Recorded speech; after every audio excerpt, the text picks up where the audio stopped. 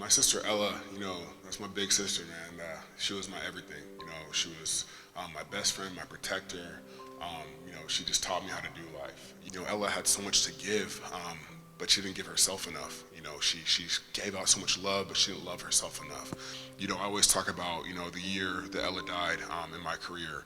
I was having the worst year of my life playing football. And to be honest, it took me 2 years to talk about it while being a mental health advocate. I was suicidal. Like, I was having suicidal thoughts, and I couldn't wait to go to sleep, and I didn't want to wake up every day.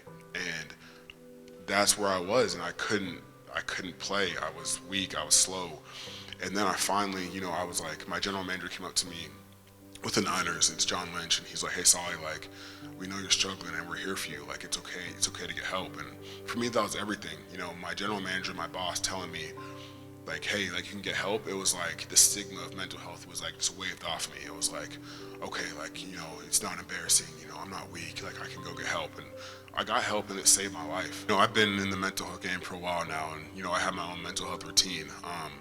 And just to, a disclosure, like, when people think about, work on your mental health, sometimes, there's this, concept that it's this hard, draining work. It's every day. Like, I gotta open my heart. I gotta pour out all my deep, dark secrets and emotions. And I just wanted to let you guys know that it doesn't have to always be some draining, like, like heart-wrenching, thing. It doesn't have to be like a hard therapy session.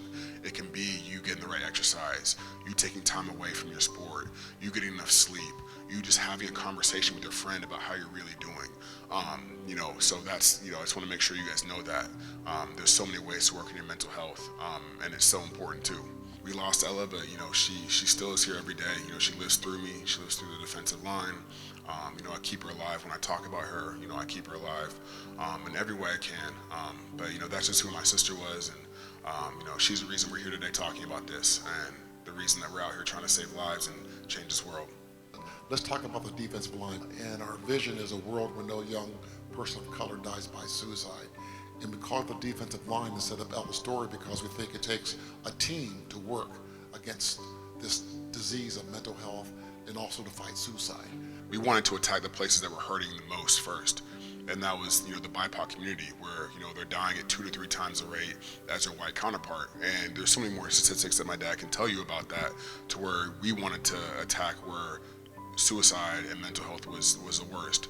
And within that, we're helping everyone. And it's not like we're only going to those areas, we're helping everyone in the way. I just want you to take away from here that, hey, to be authentically and unapologetically yourself, and to understand that it's okay not to be okay, that there's a lot that goes on in this life, a lot of emotions. Life is hard. There's death, there's adversity, there's ups and downs. I really appreciate y'all being here. It was an honor to speak back at my alma mater, and an honor to be with y'all today. You guys are some of the most impressive people in this world, so I appreciate it. Thank you, Solomon. Appreciate it.